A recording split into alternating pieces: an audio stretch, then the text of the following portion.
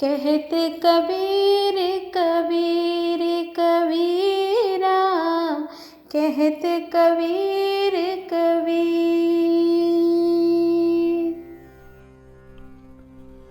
पोथी पढ़ पढ़ जग मुआ, पंडित भया न कोय।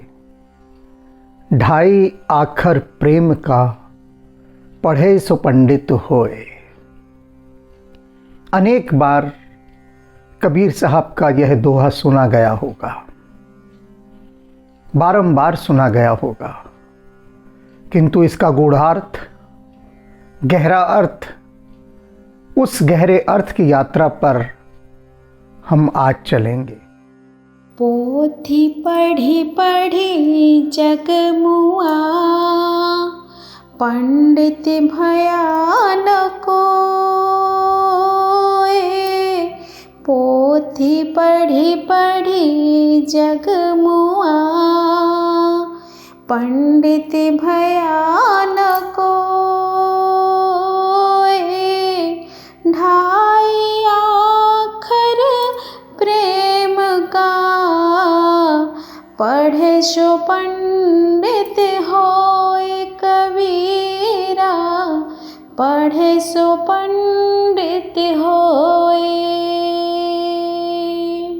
सबसे पहले कबीर साहब कहते हैं, पोथी पढ़ पढ़ जग मुआ। पोथी अर्थात बड़े बड़े ग्रंथ, उन ग्रंथों को पढ़ पढ़ कर, उनका अध्ययन कर कर के न जाने अब से पहले कितने विद्वान लोग इस संसार में आए और चले गए, सब मर गए। अर्थात मरने का क्या अर्थ कि किसी का नाम भी ना रहा। पोथी पढ़ पढ़ जग मुआ, पंडित भया न कोय। लेकिन वास्तव में कोई पंडित नहीं बन पाया। बहुत विरोधाभासी बात है यह। कोई पूछ सकता है कि कबीर साहब, आप यह क्या कह रहे हैं? आप कह रहे हैं कि पोथी पढ़ पढ़ जग मुआ, कि इतने ग्रंथों का, शास्त्रों का, पुस्तकों का अध्ययन करने के बाद भी व्यक्ति पंडित नहीं बना, पंडित भया न कोय। ऐसा कैसे हो सकता है जब उसने इतनी हायर एजुकेशन प्राप्त कर ली, उच्च शिक्षा प्राप्त कर ली, बड़ी बड़ी डिग्रियां प्राप्त कर लेने से, नाम के आगे डॉक्टर प्रोफेसर लग जाने से क्या कोई पंडित हो जाता है? नहीं। तो फिर पंडित होना क्या है? कबीर साहब किस पांडित्य की बात कर रहे हैं? कबीर साहब उस पांडित्य की बात कर रहे हैं जो इस सांसारिक शिक्षा से प्राप्त नहीं होता। कौन सी सांसारिक शिक्षा? वह शिक्षा जो केवल धन अर्जित करना सिखाती है। किसी से भी पूछें कि तुम क्यों पढ़ रहे हो, ये इतनी हायर एजुकेशन जो तुम ले रहे हो, किस लिए ले रहे हो? सभी कहते हैं कि एक अच्छा पैकेज मिले और उस अच्छे पैकेज की सैलरी से हम जीवन को आरामदायक तरीके से जी सकें। शिक्षा का एकमात्र उद्देश्य यही रह गया है कि बड़े बड़े पैकेजेस लेना, उच्च पदों को प्राप्त करना और उनसे अपने जीवन को सुखी बनाना।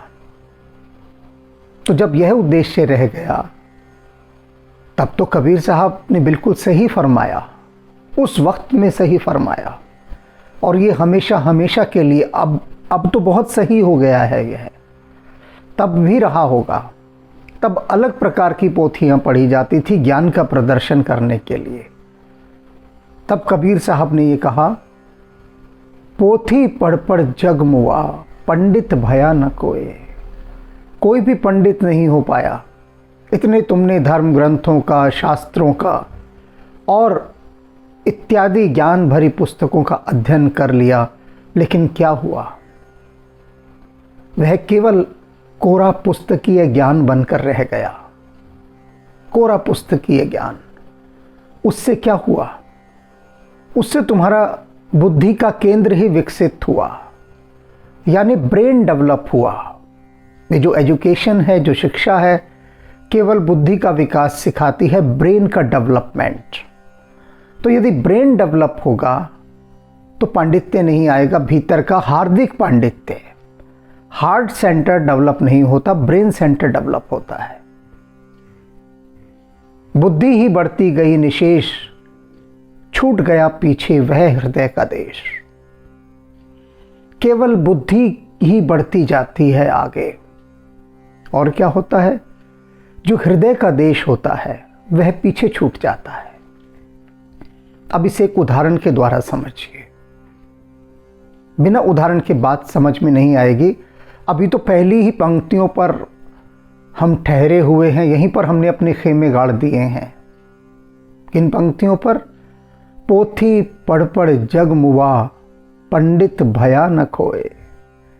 यही शिविर लग गया है। तो अब सुनिए, इस बात को समझिए एक उदाहरण के द्वारा।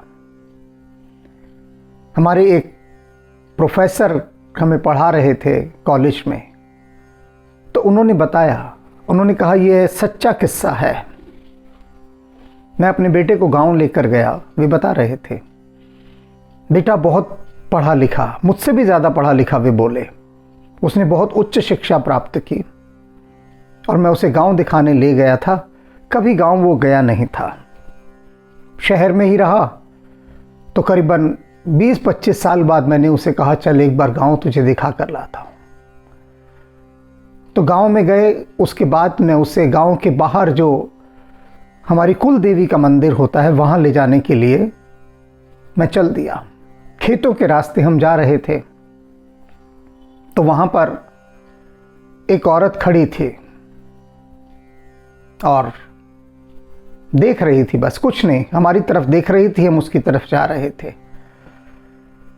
तो मैंने आगे बढ़कर उसका जो बोझा उसने रखा हुआ था उसके पास में, गाय भैंसों के लिए चारा काट कर लाई होगी, वो वहीं ढेर पड़ा था।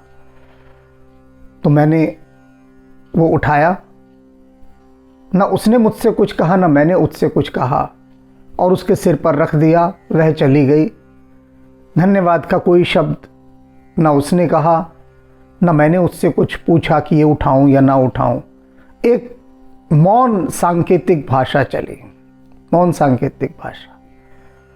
तो जब वो लेकर चली गई आगे, तो मेरा बेटा मुझसे बोला, वे प्रोफेसर साहब कहते हैं कि उनका बेटा उनसे बोला कि आपने इसका ये बोझ क्यों उठवाया, और इसने तो आपसे कहा भी नहीं था। चुपचाप हम जा रहे थे, ये सिर्फ देख रही थी हमारी तरफ, और ना इसने धन्यवाद दिया आपको। तो वे बोले कि तूने इसका बोझ क्यों नहीं उठाकर इसके सिर पर रखा। तो उनका बेटा बोला मैं क्यों रखूं, मुझे क्या मतलब इसके बोझ से, ये अपने आप उठाए, ये जाने, इसका काम जाने, मैं क्यों उठवाऊं। और ना इसने मुझसे कुछ कहा कि ये बोझ उठाकर मेरे सिर पर रख दो, मदद करो। तो प्रोफेसर साहब कहते कि मैंने अपने बेटे से पूछा, अगर ये तुमसे कहते कि भाई जरा मेरा बोझ उठवा दो, तो तुम उठवाते क्या। वह बोला मैं तो नहीं उठवाता, मैं कोई कुली थोड़ी ना हूँ, मजदूर थोड़ी ना हूँ कि मैं उठाऊँ, मैं क्यों उठाऊँ। अब क्या हुआ, ये इतनी बड़ी शिक्षा जो हाई एजुकेशन प्रोफेसर साहब के उन बेटे को मिली, वो किस काम आई। पंडित भया न कोई। हार्ट सेंटर तो डेवलप नहीं हुआ ना। वे प्रोफेसर साहब पढ़े लिखे पुराने ज़माने के, इतनी उनके अंदर संवेदनशीलता, सेंसिटिविटी, कि देखा कि एक स्त्री खड़ी है खेत में, बोझ उसके पास पड़ा हुआ है, तो ये एक मौन संकेत होता है, यानी साइलेंट अंडरस्टैंडिंग, साइलेंट अंडरस्टैंडिंग कि मेरा ये बोझ उठवा के मेरे सिर पे रख दो, मैं प्रतीक्षा में खड़ी हूँ कि कोई आए और मुझे थोड़ा सहारा दे। बोझ सिर पर रख दिया, उस औरत ने कोई धन्यवाद नहीं दिया। तो ये जो पढ़ा लिखा लड़का है, इसके अहम को चोट लगती है, ईगो हर्ट होती है कि एक तो आपने उसकी मदद की और उसने धन्यवाद भी नहीं दिया। अब ये बात बहुत गहरी समझने वाली है। बात बात में लोग धन्यवाद देते चलते हैं, लेकिन वो बड़े रूखे सूखे धन्यवाद होते हैं। उस स्त्री का जो साइलेंस था, जो मौन था, और मौन होकर जो धीरे धीरे चले जाना था, वो सबसे बड़ा आभार था, सबसे बड़ा धन्यवाद।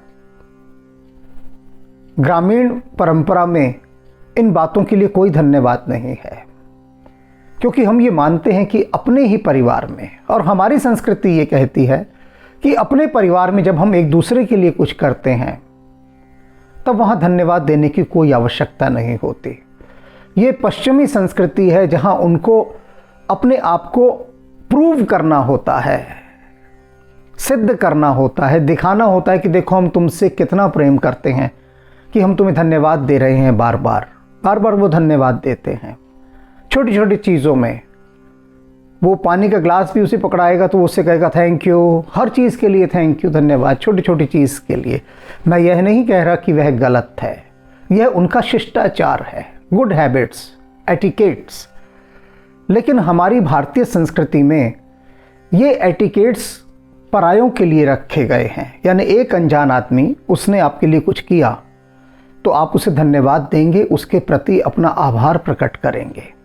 लेकिन जो बहुत आत्मीय जन होते हैं, बहुत निकट के, जो निरंतर आपके लिए कुछ न कुछ कर ही रहे हैं, उनको आप कितना धन्यवाद दे देंगे।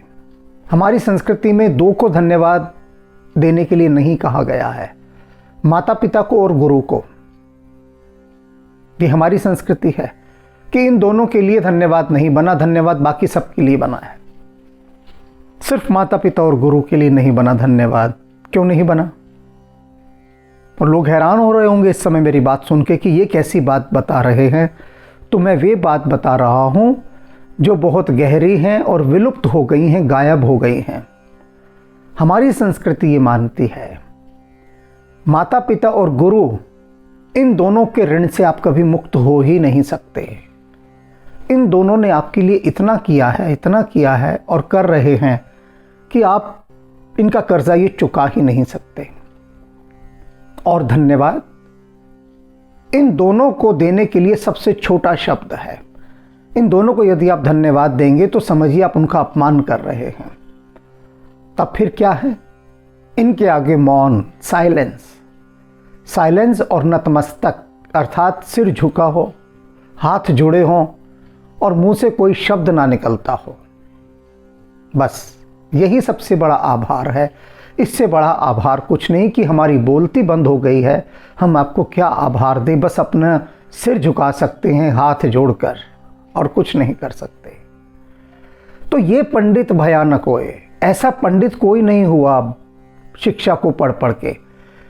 मैं देखता हूँ, कई बार मैंने देखा कि कुछ बच्चों का यदि खाना गिर जाता है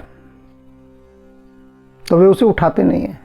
भोजन को ज़मीन पर पड़ा है तो पड़ा है, नहीं उठाएंगे, उन्हें शर्म आती है उठाते हुए। तो ऐसी शिक्षा किस काम की, जो ये नहीं देख पा रही कि अन्न का अनादर होगा, रास्ते में गिर गया है, पैरों के ऊपर आएगा, तो उसे वहीं छोड़ देते हैं, आगे बढ़ जाते हैं। तो पोथी पढ़ पढ़ जग मुआ, पंडित भयानक होए। इतना ज्ञान पा रहे हैं लोग, अपने ब्रेन सेंटर को डेवलप कर रहे हैं। हार्ट सेंटर बिल्कुल रेगिस्तान बना हुआ है, डेजर्ट, सूखा, रूखा सूखा, जहाँ पर दया की, करुणा की, प्रेम की एक बूंद भी नहीं। अभी वह उदाहरण दिया ना मैंने कि पढ़े लिखे लड़के ने उस गांव की स्त्री का वो जो भरोटा था, जो बोझा था, वो नहीं उठाकर उसके सिर पर रखा। बहुत सारी हेजिटेशंस, संकोच उसके भीतर चल रहे थे, अहंकार के और अपने स्टेटस के, वे सभी, और उन्होंने रोक दिया। पंडित होने का अर्थ है कि आपका हृदय विराट हो जाए, हार्ट सेंटर डेवलप हो जाए। पोथी पढ़ पढ़ जग मुआ, पंडित भयानक होए, ढाई आखर प्रेम का, पढ़े सो पंडित होए। अब जिसने प्रेम का ये ढाई अक्षर पढ़ लिया वही पंडित है। पढ़े सो पंडित होए। अगर किसी ने स्कूल की, कॉलेज की ये शिक्षा प्राप्त नहीं भी की है और उसने ये प्रेम का 2.5 अक्षर पढ़ लिया। अब पढ़ लिया का क्या मतलब है? पढ़ लिया का मतलब जीवन में उतार लिया। 2.5 अक्षर का ये शब्द है प्रेम, और इस प्रेम की महिमा को जिसने अपने जीवन में उतार लिया, जिसने भी, वो पंडित कहलाएगा, वो पंडित हो गया। अब इसे भी उदाहरण के द्वारा समझिए। अगर हम एजुकेशन क्वालिफिकेशन के हिसाब से भगवान कृष्ण का बायोडाटा तैयार करें तो भगवान कृष्ण के बायोडाटा में लिखा जाएगा कि ये आदमी बचपन से लेकर और किशोरावस्था तक केवल खेला है, गाय चराई, बांसुरी बजाई, मक्खन खाया और यमुना के तट पर मौज मस्ती की और कुछ नहीं किया। कोई पढ़ाई लिखाई, कोई ये नहीं हुआ कि नर्सरी में गया हो, LKG की हो, UKG की हो, कुछ नहीं किया इसने। उसके बाद थोड़े सप्ताह के लिए, बस कुछ सप्ताह के लिए गुरु सांदीपनी के आश्रम में गया ये, और उसके बाद भैया जी निकल लिए वहाँ से पतली गली से बिना बताए, पता भी नहीं लगा कब गए, कहाँ गए। कोई एडमिशन फीस नहीं, कुछ नहीं, कोई वहाँ पर हिसाब किताब नहीं कि इतने समय तक रुकेंगे, फंड्स देंगे, ये करेंगे। बस कुछ सप्ताह के लिए ज्वाइन किया गुरु सांदीपनी का आश्रम और निकल लिए फिर वहाँ से। ये एजुकेशन क्वालिफिकेशन है। और ऐसे थोड़े से दिन स्कूल गए हुए, हॉस्टल वाले स्कूल गए हुए कृष्ण ने गीता रच दी। अब भगवान कृष्ण से उच्च शिक्षा प्राप्त इस संसार में किसी को भी नहीं माना जा सकता, और इतना अधिक ज्ञान होने के बाद भी, इतना अधिक पोथी का ज्ञान होने के बाद भी 2.5 अक्षर प्रेम का जो भगवान कृष्ण ने पढ़ा और संसार को पढ़ाया, अन्य कोई नहीं पढ़ा सकता। एक उदाहरण के द्वारा इसे भी समझिए। भगवान कृष्ण यादवों के सर्वे सर्वा हैं, उनसे ऊपर कोई नहीं। सम्राटों के भी सम्राट हैं, सम्राटों को बनाने वाले हैं। और उनके पास उनका एक निर्धन मित्र ब्राह्मण सुदामा जाता है मिलने। सभी जानते हैं भगवान कृष्ण और सुदामा की कथा को। अब यदि 2.5 अक्षर प्रेम का भगवान कृष्ण ने ना पढ़ा होता तो सबसे पहले भगवान कृष्ण के द्वारपाल ही सुदामा के पीछे कुत्ते दौड़ा देते, और ऐसा दौड़ा दौड़ा कर मारते सुदामा को कि ये पगलाया हुआ आदमी यहाँ कहाँ से आ गया, जिसकी धोती मैली फटी हुई हो, भिखारियों जैसा हाल हो गया हो, क्योंकि धूल भरे रास्तों से यात्रा करता हुआ कई दिनों में वह भगवान कृष्ण के द्वार पर पहुंचा था। उनके द्वार पर पहुंचे हुए ऐसी हालत के आदमी को भला कौन बर्दाश्त करेगा? कौन बर्दाश्त करेगा? निश्चित रूप से द्वारपालों के द्वारा वह सुदामा खदेड़ा गया होता यदि स्वयं भगवान कृष्ण ने 2.5 अक्षर प्रेम के ना पढ़े होते तो। उन्होंने पढ़े हुए थे, जीवन में उतारे हुए थे, और जो भी उनके आसपास लोग काम करते थे, वर्कर जितने भी एम्प्लॉय थे, सबको भी वे पढ़ा दिए थे 2.5 अक्षर प्रेम के, कि प्रेम होता क्या है, इसे पढ़ लो। पढ़ाया था, खुद पढ़ाया था सबको। और ये प्रमाण है इस बात का, कृष्ण के महल के द्वारपाल इस बात का प्रमाण है कि उन्होंने भी भगवान कृष्ण से 2.5 अक्षर प्रेम के पढ़े थे, सीखे थे, अपने जीवन में उतारे थे। अन्यथा द्वारपाल, सिक्योरिटी के ऑफिसर, वो सारी हाई प्रोफाइल सिक्योरिटी भगा देती या पकड़ लेती सुदामा को कि ये कौन है जो इस तरह से आकर हमारे भगवान कृष्ण का मित्र होने का दावा कर रहा है।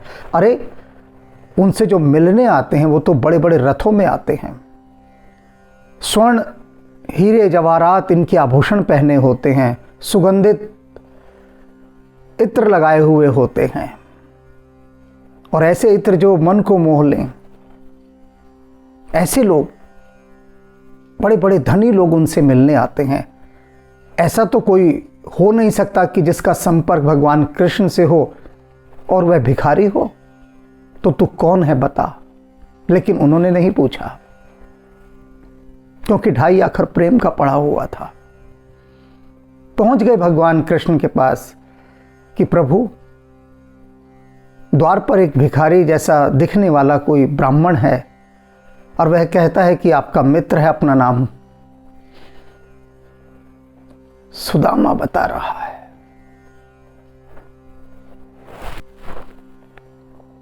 कृष्ण के द्वारपालों ने किस कदर इस 2.5 अक्षर प्रेम को पिया होगा, किस कदर, आप देखिए किस कदर, कितने ईमानदार लोग रहे होंगे वे, कितने ईमानदार कि जाकर कृष्ण को बता रहे हैं कि इस तरह का एक आदमी आया है। ऐसा नहीं कि वहीं से उसको भगा दिया या कह दिया अंदर जाकर कि अंदर गए थे हम, भगवान कृष्ण कह रहे हैं मैं किसी को नहीं जानता, भैया निकल यहां से, कौन है तू, मैं किसी सुदामा फुदामा को नहीं जानता, भाग ले यहां से। ये भी कह सकता था सिक्योरिटी ऑफिसर, लेकिन सुरक्षा अधिकारी भगवान कृष्ण के पास जाता है, सारी वस्तु स्थिति बताता है। और कृष्ण ये नहीं कहते कि ले आओ सुदामा को अंदर, खुद दौड़े दौड़े आते हैं, भुजाओं में भर लेते हैं, अंदर ले जाकर अपने परिवार के बीच अपने सिंहासन पर बिठाते हैं और उसके चरण पखारते हैं। 2.5 अक्षर प्रेम का पढ़े सो पंडित होए। कबीर साहब इस 2.5 अक्षर की बात कर रहे हैं, प्रेम की, जो कृष्ण यहां पर दिखा रहे हैं। ये प्रेम 2.5 अक्षर का जो भगवान कृष्ण ने पी लिया था। और देखिए 2.5 अक्षर प्रेम का, शबरी को समझ में नहीं आ रहा कि वह किस प्रकार से राम का स्वागत करे, किस प्रकार से, कि किस बड़े 5 स्टार होटल को वहां से फोन करके कहे कि भैया भगवान कृष्ण आए हैं, जरा ये आइटम भेज दो मेरे पास, फटाफट भेजना, ठंडा ना होने पाए, आधे घंटे के भीतर आ जाए। शबरी के पास वहां कोई सुविधा नहीं है, ना उसके पास नौकर चाकर हैं, ना कोई बड़ी रसोई है।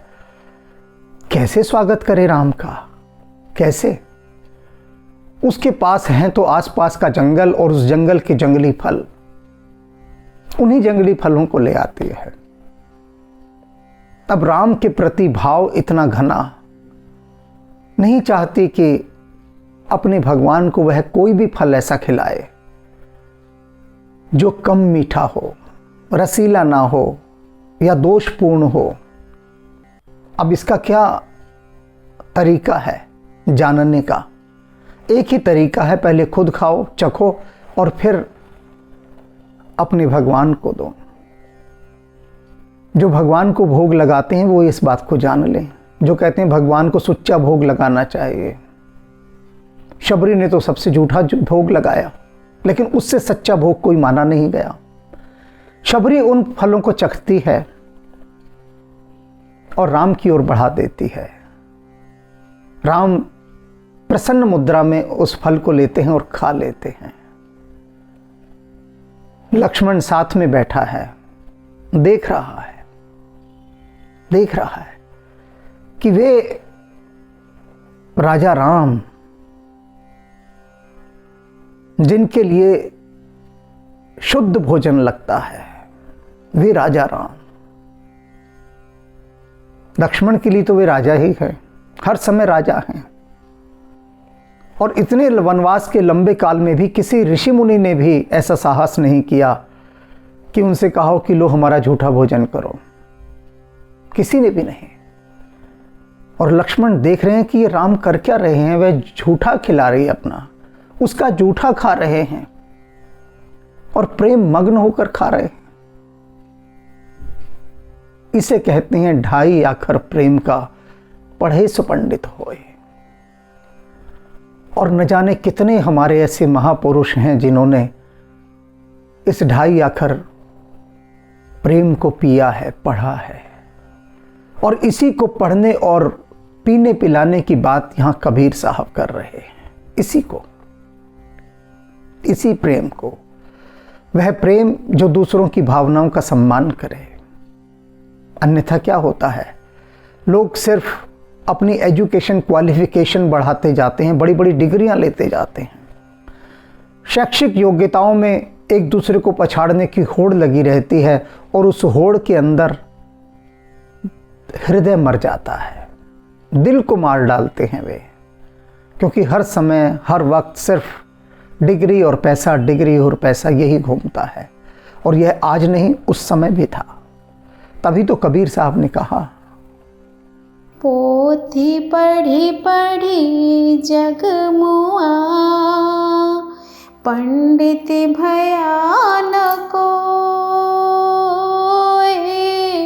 ढाई आखर प्रेम का, पढ़े सो पंडित होए कबीरा, पढ़े सो पंडित होए।